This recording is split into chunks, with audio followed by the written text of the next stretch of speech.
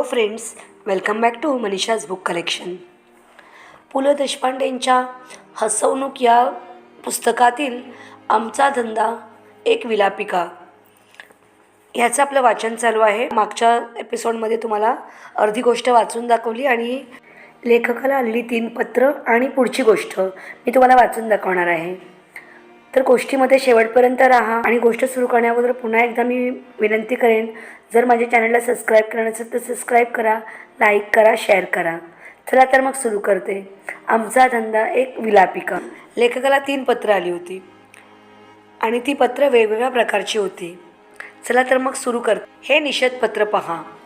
स न we we. बाकी निषेधाच्या पत्राचा न मात्र स आहे. हे पत्र आपणास रजक संघाकडून पाठवित आहोत. परवा तुमच्या एका विनोदी लेखात तुम्ही तुमचा धोबी त्याच्या वंशपरंपरागत स्वभाव धर्माला अनुसरून विचाराची सगळी बटणे उडून आला असे लिहिले आहे. रजक संघातर्फे येत्या रविवारी दिनांक 7 रोजी ठीक सकाळी 9 वाजता धोबी घाटावर आपला जाहीर निषेध करण्यात येणार आहे. त्यावेळी तो लेख आम्ही घाटावर सर्व रजक बंधू भगिनी व व्यवसायाशी संबंधित असलेली इतर मंडळी म्हणजे गाढवे इत्यादी, ही माझी शंका होती, ह्यांच्या उपस्थित बुडवून काढणार आहोत. तरी आपण इत्यादी इत्यादी. आता दुसरे पत्र. स न वी वी.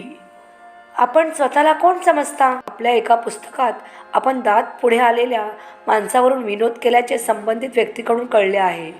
ते आपणास शोभले नाही. माझ्या बायकोचे दात इत्यादी इत्यादी.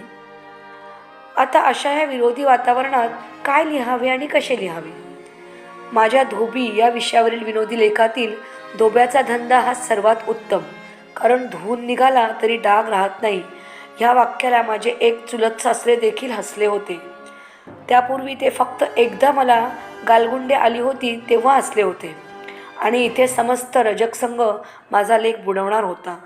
कदाचित चुकून मी तिथे जातो तर त्यांनी मलाही बिब्याच्या फुल्या आणि कांजी घालून बडवले असते. एका लेखातील कारकुनाची छाती ती काय या वाक्याला 35 निर्णावी आणि 6 प्रत्येकी 100 सह्या असलेली धमकीची पत्रे आली. शेतकऱ्याच्या पत्राच्या तोंडी स्क्रूचा इस्क्रू घातला म्हणून शेंगणे बुद्रुक शेतकरी हितकारी विविध देशी सहकारी संघटनेच्या तर्फे बैलांची हरकत नसेल तर तुम्हाला अवताला जोडून फटके का मारू नयेत याचा खुलासा व्हावा असे प्रेमपत्र आले. सारांश. दिवस इतर दृष्टीने सुधारत असतील. 3ऱ्या पंचवर्षीय योजनेत पाटबंधारे इत्यादी इत्यादी. पण विनोदी लेखकाची वर्ष भरली हे खरे. तसे पाहिले तर साहित्याच्या दरबारात आमची खुर्ची फार खालची. किंबहुना आम्हाला खुर्ची कुठली, कुठेतरी गर्दीत आम्ही उभे. नवकथा आल्या आणि गेल्या देखील. नवनाट्य आले. नवकाव्ये तर शेवाळासारखे माजले. पण नवविनोद आल्याचे कुणी ऐकले का? मात्र जरा बारकाईने पाहिल्यास विनोद हा सदैव नवा लागतो हे पटावे. प्रेम हा काव्याचा विषय शतकानुशतकं चालला आहे. तुझं माझ्यावर प्रेम आहे, तुझं माझ्यावर प्रेम नाही, माझं तुझ्यावर प्रेम आहे, माझं तुझ्यावर प्रेम नाही. आपलं दोघांचंही एकमेकावर प्रेम आहे, आपलं दोघांचं एकमेकावर प्रेम नाही. ह्या कालवाकालवीत प्रेमकाव्य वाहिले. तुझे आणि माझे ह्याऐवजी तिचे आणि त्याचे करून 100-125 टिंबे घातली की नवकथा. तुझं माझ्यावर प्रेम आहे पण तुझा तो थेरडा असं काय करतोय? तुझं माझ्यावर प्रेम आहे पण तो खलनायक असं काय करतोय? ह्या 2 प्रश्नात नाटक आले. अंती लग्न लागले की सुखांत, कारण तिथून पुढे संसार सुरू झाल्याच्या सुखाचा अंत अत्यंत साहजिक आहे. लग्न नाही झाले तर दुःखांत, कारण इथून पुढे स्वातंत्र्याचे दिवस अतिव दुर्दिन संपले. पण विनोदाला असा साचा नाही आणि म्हणूनच खाली दिलेल्या परिशिष्ट अ मध्ये सध्याची साहित्यिक सरासरी दाखवण्याचा प्रयत्न केला आहे. तुम्हाला वाचून दाखवते. जमा आणि खर्च. जमा 100 एकूण साहित्य. खर्च 75 कवी, अकलनीय, अनाकलनीय व तिरस्कारणीय. 5 गोष्टी लिहिणारे, म्हणतात ज्यात कोणाचे काय झाले ते कळते असे. 80 कथाकार, म्हणजे अक्षर लागेल तर शपथछाप. 50 नाटककार, पडेल असून चढेल. 5 नाटककार प्रेक्षकप्रिय. 50 कादंबरीकार, 500 पानी. 10 कादंबरीकार, 50 एक पाने तरी वाचनीय. 50 एकांकिका, लेखक स्नेहसंमेलन प्रित्यर्थ. 25 एकांकिका, लेखक पुरुष पात्रविरहित. 25 एकांकिका, लेखक स्त्री पात्रविरहित. 100 एकांकिका, लेखक सर्वविरहित. 150 एकांकिका, लेखक संपादक विरहित. 200 एकांकिका, लेखक वाचक विरहित. 300 एकांकिका, लेखक प्रेक्षक विरहित. 200 लेखिका, आजचा पदार्थ ते चिमखडे बोल. 200 लेखिका, शिमणे बोल ते उलटे सुलटी टाके. 90 लेखिका, प्रेमळ माता स अमुकाबाई ते फ्लॉरेन्स नायटिंगेलचे चरित्र. 99 लेखिका, सासवांपासून नातवांपर्यंतचे प्रश्न लिहिणाऱ्या. 199 लेखिका, लोकगीते, स्त्रीगीते, पाळणागीते, वारली स्त्रिया इत्यादी इत्यादी. 100 लेखक शिशु वाङ्मय लिहिलेले. 500 लेखिका, शिशु किंवा शिशी वाङ्मयात अमोलभर घालणाऱ्या.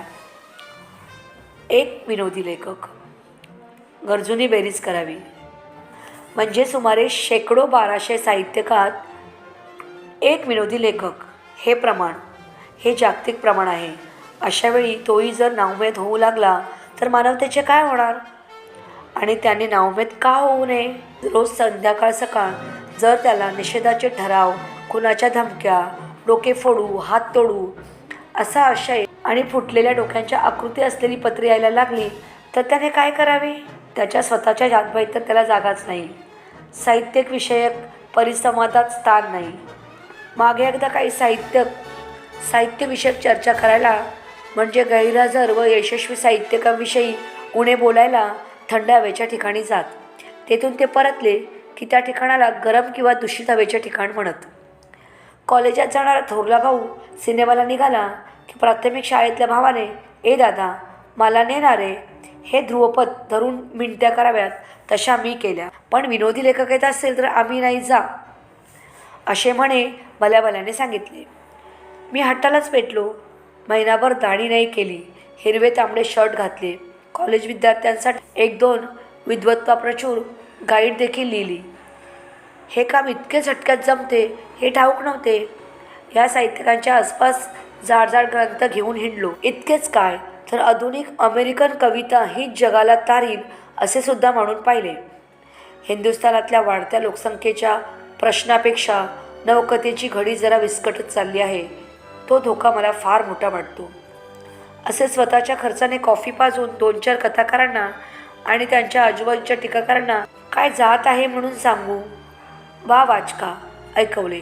शेवटी एकदा त्या लोकांनी मला त्यांच्यात घेतले. मी त्यांच्या वाङ्मयीन चर्चा ऐकायला आतुर होतो.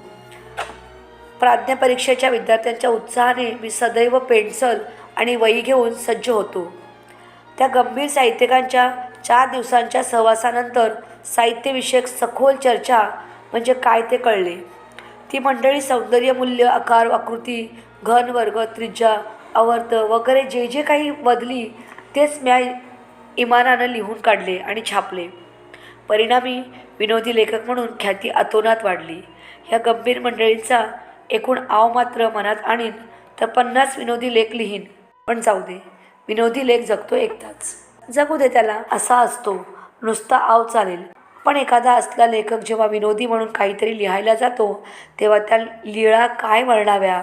अंगे भिजली जलधारांनी अशा युवतींना आलिंगन द्यायला गेलेला एखाद्या चारुदत्त केळ्याच्या सालीवरून निसटून पडावा, हातातली छत्री उलटी व्हावी आणि भिजल्या रस्त्यांचे चुंबन घेताना पाठीवरचा बुशकोट वर जाऊन आतल्या बनियांची फाटकी भोके दिसावी, म्हणजे जे काही होईल ते होते. मग ही माणसे टीकाकार होतात. अशात ललित वाङ्मय आणि लग्न दोन्ही न जमलेली जर एखादी विदुषी असली तर फारच बिकट अवस्था. अशीच एक विदुषी विनोदी लेखक किंवा लेख पाहिला की त्याला किंवा त्याच्या लिखाणाला खोली नाही असा आक्रोश करते. ज्यांच्या पुस्तकांनी फक्त अडगळीची खोली पाहिली त्यांनी हे अवश्य म्हणावे. जीवनाचं सखोल दर्शन घडण्याचा साक्षात्कार ह्यांच्या विनोदात नाही. ही विद्वान मंडळी सदैव खोलीच्या शोधात असतात. वाचकाच्या जीवनात जागा मिळाली नाही की हे असे होते. शेक्सपियरला तरी जीवनाची खोली दिसली होती का? हॅम्लेट घ्या, बाकी शेक्सपियरचे आणखी काय घ्या म्हणा. त्या राजपुत्राच्या आईने त्याच्या काकाशी लग्न केले. तर ह्याच्या काकाचे काय गेले? राजपुत्राचा विरोध का? तर स्वतःचा बाप सुंदर होता म्हणून आणि काका कुरूप. पहा, हे चित्र आणि ते चित्र. आता जिचा मुलगा 20 वर्षाचा आहे, मराठी रंगभूमीवर हॅम्लेटचे वय 60 पलीकडे आहे, तो विनोद चालतो. तर अशा प्रौढबाईशी आणि जिचे नाव गटरूड आहे, खतरूडाशी यमक जुळणारे, तिच्याशी पाठ लावायला काय मदनाचा पुतळा तयार होईल? त्याने म्हणे कानात विष ओतले. आता एकमेकांच्या कानात विष ओतणारे गंभीर लेखक काय कमी आहेत? बरे, तरुण नवरा मिळेपर्यंत त्या गटरूडने थांबावे तरी किती वर्ष? तिला नवरा हवा होता, विडोज पेन्शन नव्हे. आणि आपल्या शेक्सपियरला तो केवळ विनोदी लेखक नाही म्हणून खोली लाभली. विनोदी लेखक असता तर कायमचा रस्त्यावर पडला असता. खाऊन पिऊन सुस्त असलेल्या कवीचे हे जीवन आहे असार सारसा परी, लाकातील की पितील जोडीदारणीने भरवता भरवता, असले काहीतरी लिखाण करुण काव्य म्हणून खोल जाणारे. आणि इकडे डाळ थणकते आहे. शेजाऱ्यांच्या रेडिओवर 3ऱ्या पंचवार्षिक योजनेत बोकडांची पैदास किंवा ताडगुळ या विषयावर श्रुतिका चालली आहे. माझा चिमुकला पुतण्या त्याला सुतिका म्हणतो. बायकोने एवी तेवी दाढदुखीनं झोप येणारच नाही तुम्हाला. पहाटे 4ला नळ येतो, तेवढी ती 2 पिंप आणि बादल्या भरून ठेवा, हा हुकूम दिला आहे. अशा अवस्थेत देखील चुरचुरीत विनोदी वाङ्मय लिहिणाऱ्या बिचारे लेखकाला जीवनाचे सखोल दर्शन घडले नाही काय? वास्तविक अशावेळी निषेधाचा मोर्चाच काढायला हवा विनोदी लेखकांनी. पण 2-2.5 लोकांचा मोर्चा तो काय निघणार? कवीना हे सोपे जाते, कारण वीण मोठी. साहित्यिक जीवनातले हाल सोडा, ते आमचे आम्ही पाहून घेऊ.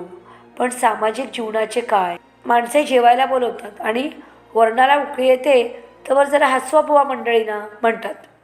म्हणजे विनोदाची आणि वर्णाची उकळी एकाच मापात. एका आदरणीय कापड दुकानदाराच्या शोकसभेत बोलताना भरल्या गळ्याने मी म्हणालो, आज माझा गळा भरून आला आहे, हशा. हृदय भरलं आहे, हशा. एवढी वाक्य म्हणून कोटाचे बटन नीट केले तर न बोलताच लोकांनी आणि पोटही भरलंय या वाक्याच्या अपेक्षेने हसून घेतले.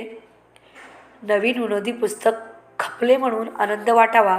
वाचकांच्या पत्रांपैकी निम्म्याहून अधिक पत्रात कोणाचा काका, मामा, बाप, आत्या वगैरे वारल्याच्या दुःखाचा विसर पडल्याबद्दल अभिनंदन.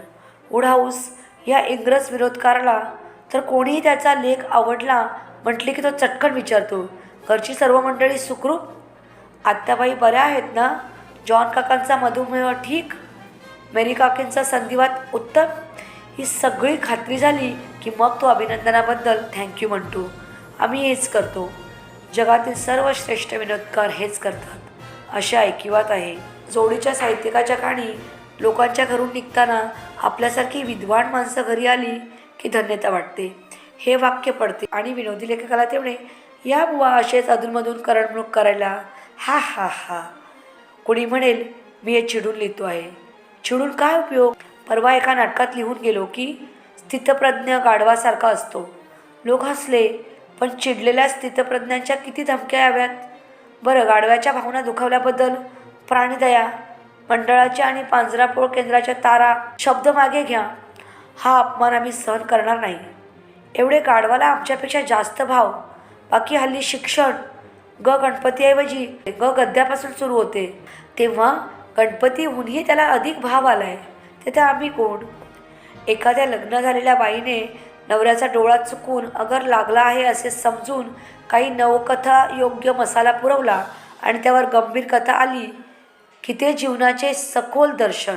आणि चुकून एकदा आम्ही महिला मंडळाची वाढती संख्या म्हणण्याऐवजी वाढत्या महिलांची मंडळे म्हटले तर तो अखंड स्त्री जातीचा अपमान. सौ नयनाबाई पाळसुळे यांनी आपले वजन उतरवण्याचा दृढ निश्चय केला. याऐवजी सुदृढ निश्चय लिहून गेलो तर मोर्चा यायची वेळ आली दारात. तात्पर्य दिवस हे असे आले आहेत. पण चुकी आमची.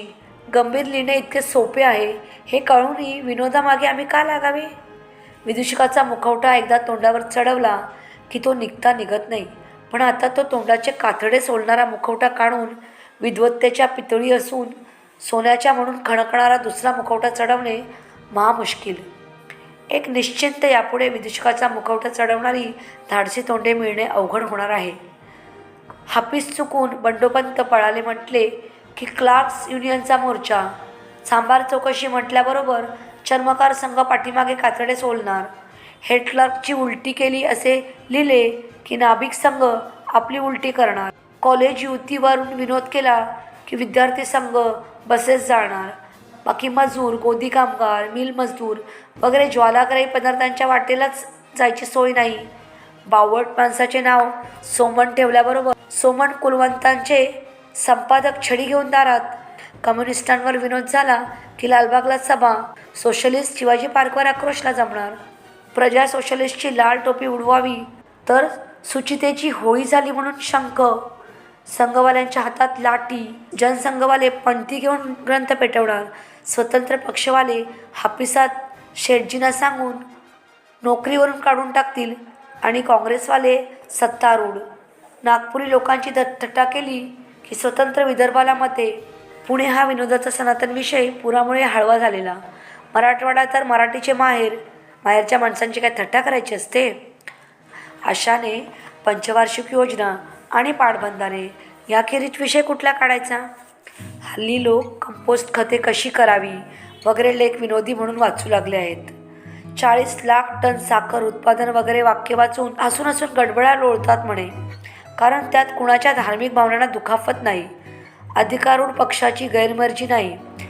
आणि अशीच परिस्थिती राहिली तर मग विनोदी लेखनाचा मुख्य भार स्त्रियांसाठी. पुरुषांनी चालवलेली मासिके, माहिती खात्यांतर्फे प्रसिद्ध होणारी पुस्तके, साहित्य अकादमिकांनी केलेल्या भाषांतरे, निरनिराळ्या देशातील वार्ताहर वगैरे छाप मासिके, दिल्लीच्या असंख्य इन्स्टिट्यूट्स, काउन्सिले, अकॅडम्या इत्यादिकांचे वार्षिक अहवाल आणि तमाम मंत्र्यांची भाषणे यांनाच उचलावा लागेल. मग आम्ही हसवण्याचा धंदा करणाऱ्यांनी पोटासाठी काय करावे. मी गंभीर वाङ्मयांकडे केव्हाच वळलो आहे. ही धमकी वाचल्यावर आता लोक माझ्या विनोदी वाङ्मयांकडे वळतील. लोकांचे असेच आहे. चला तर मग मी इथेच थांबवते आजची कथा. पुन्हा भेटूया पु ल देशपांड्यांच्या दुसऱ्या एखाद्या विनोदी कथेकडे.